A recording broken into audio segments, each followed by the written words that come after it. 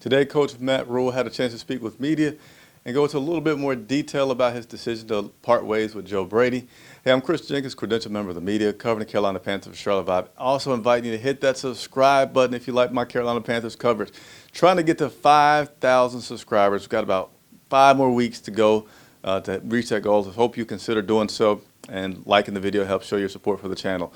So today we got a chance to talk to Coach Matt Rhule, ask a few more questions. I didn't think that you were going to get anything remarkable or eye-catching from today's press conference, but I definitely want to get online and share with you all some of the takeaways from that meeting. So Coach Rhule said that during the bye week, he had a chance to watch more film, watch more practice, watch more games, and make a less emotional decision.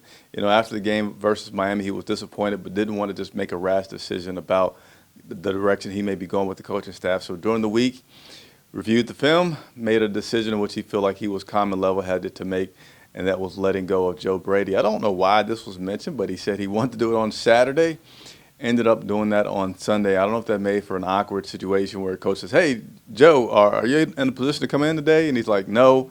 And, you know, maybe I can come in tomorrow. That maybe was not a good night for Joe Brady Saturday night going into Sunday, probably knowing that he was not going to get the best of news from Coach Matt Rhule. But nevertheless, Brady's out, and Jeff Nixon is now in at offensive coordinator.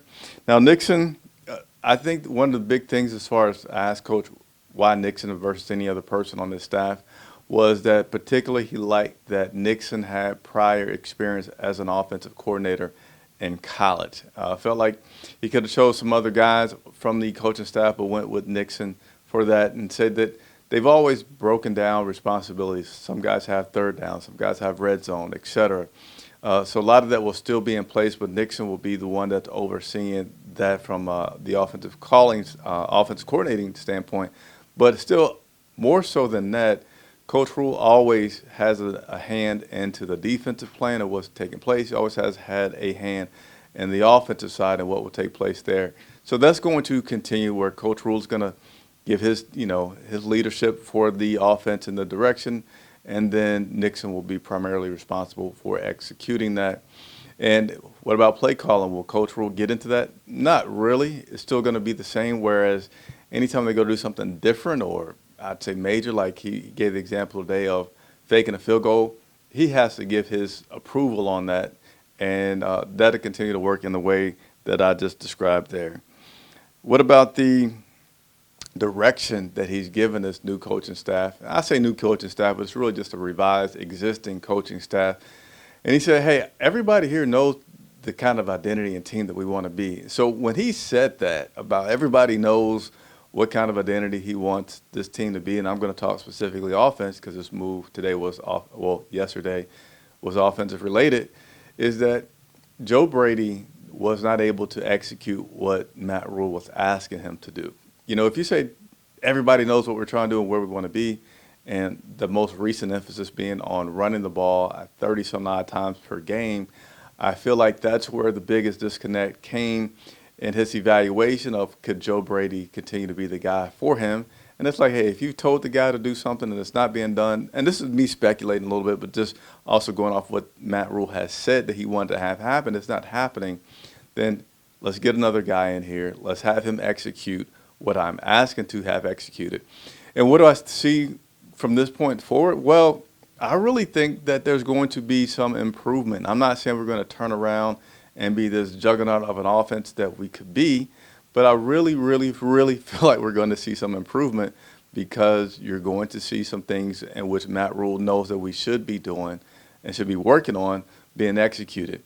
And what about the quarterbacks coach? Why not bring him over to this position? I think from the way the coach said it, and it makes a lot of sense, we've had some turnover at the quarterback position, and right now everybody can easily agree that the quarterback position is the most important on the offensive side.